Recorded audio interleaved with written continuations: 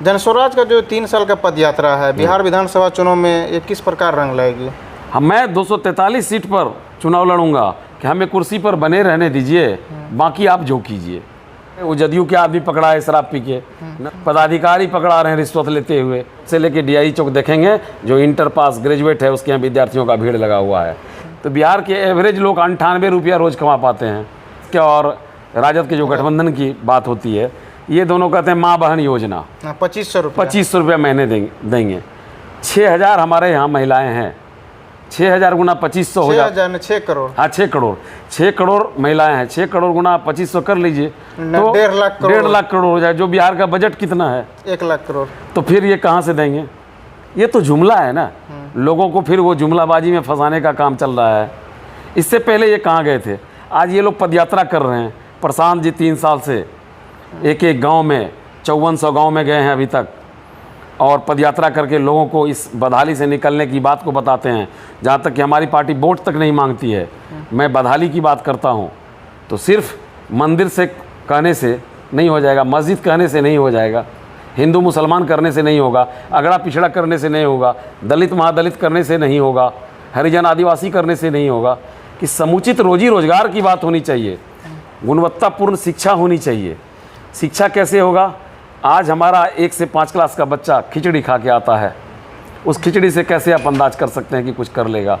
और एक बच्चे पर अमूमन 32,000 रुपया 1 साल में गवर्नमेंट ने देती है सरकारी स्कूलों को, लेकिन उसके बावजूद भी बच्चे की क्या स्थिति है और देखने का आप नहीं देखने का ना, आप ये ग्राफ देख लीजिए ना।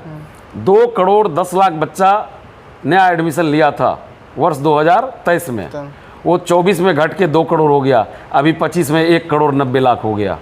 तो कहीं न कहीं लोगों की मानसिकता चेंज हुई है कि नहीं, मैं सरकारी स्कूल में बच्चों को नहीं भेजूँ, प्राइवेट में भेजूँ। तो मेरा वही कहनी, अगर मेरी सरकार बनती है तो मैं वैसे बच्चों को, तत्काल तो मेरी इंफ्रास्ट्रक्चर तुरंत नहीं बदल जाएगी, लेकिन मैं वैसे बच्चों को प्राइवेट स्कूल में पढ़ाऊँगा, और वो पैसा जो 66,000 करोड़ प्राइमरी पर खर्च होता है, उस बच्चों को मैं सरकारी स्कूल पर, प्राइवेट स्कूल पर खर्च करूँगा। जनस्वराज का जो 3 साल का पद यात्रा है, बिहार विधानसभा चुनाव में ये किस प्रकार रंग लाएगी? मैं 243 सीट पर चुनाव लड़ूंगा, और शक्ति के साथ, दावे के साथ बोलता हूं कि मेरी पार्टी फुल मेजोरिटी में आएगी और सरकार बनाएगी।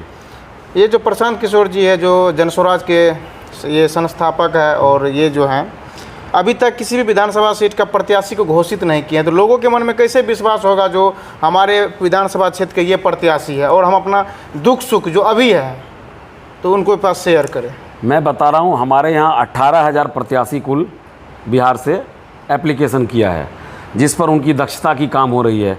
एक मीटिंग हो चुकी है, उनमें क्या दक्षता है, हमारी पार्टी ने घोषणा की है कि काबिलियत होनी चाहिए। मैं वैसे लोगों को लाऊंगा जो काबिल हो, भले उसको पैसा है नहीं है, गरीब है अमीर है, लेकिन अगर वो काबिल है तो मैं उसको चुनाव लड़ाऊंगा। हाँ, चुनाव लड़ाइए बिल्कुल। और जिसकी जितनी साझेदारी है जिस समाज की, उसकी उतनी भागीदारी होनी चाहिए। जिस तरह से आज मुसलमान समाज में आप आइए, मुस्लिम समाज की मैं बात करता हूँ, अभी तक पूरे देश में कोई पार्टी क्यों नहीं बोला कि मुस्लिम की जितनी भागीदारी है मैं उतना मुस्लिम को सीट दूंगा? लेकिन पहली ऐतिहासिक इतिहास में होगा जो जनस्वराज ने बोला कि मुसलमान की जितनी भागीदारी है मैं उसको उतना सीट दूंगा।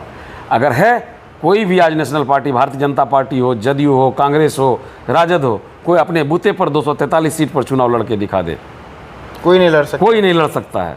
सब गठबंधन की बात करते हैं, लेकिन हमारे जो सूत्रधार हैं वो गठबंधन का कोई बात नहीं करते हैं। मेरी गठबंधन पब्लिक से होगी।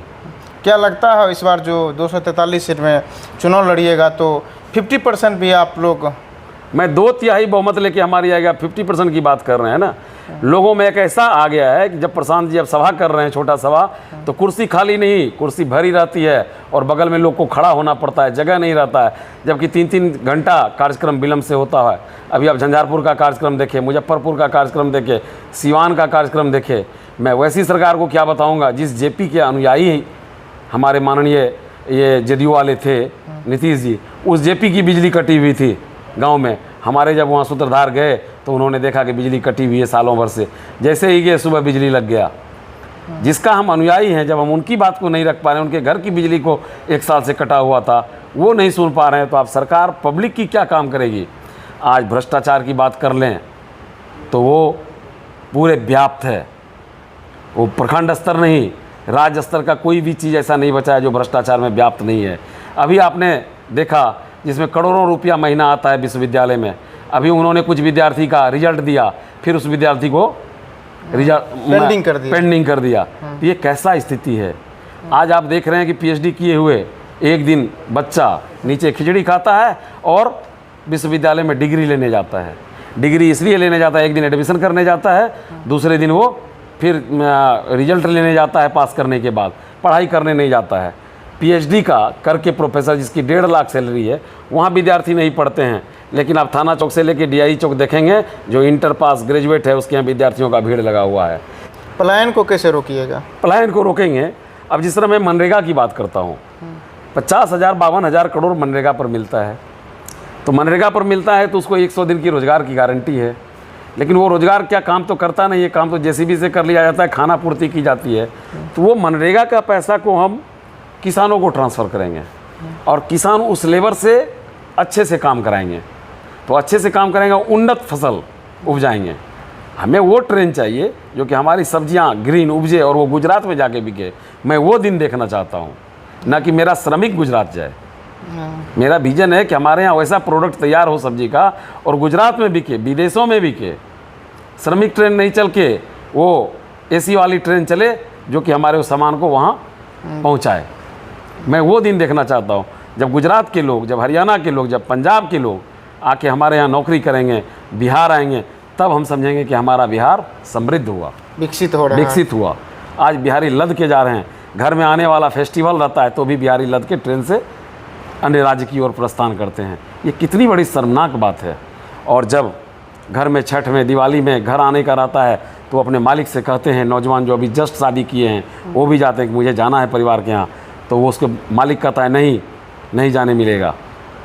वो नौकरी छोड़ के आते हैं, भाग के आते हैं, ट्रेन में बिना जगह का खड़े होकर के आते हैं, लेटरिन बाथरूम की जगह पर सो के आते हैं। तो ऐसी परिस्थिति नहीं होनी चाहिए।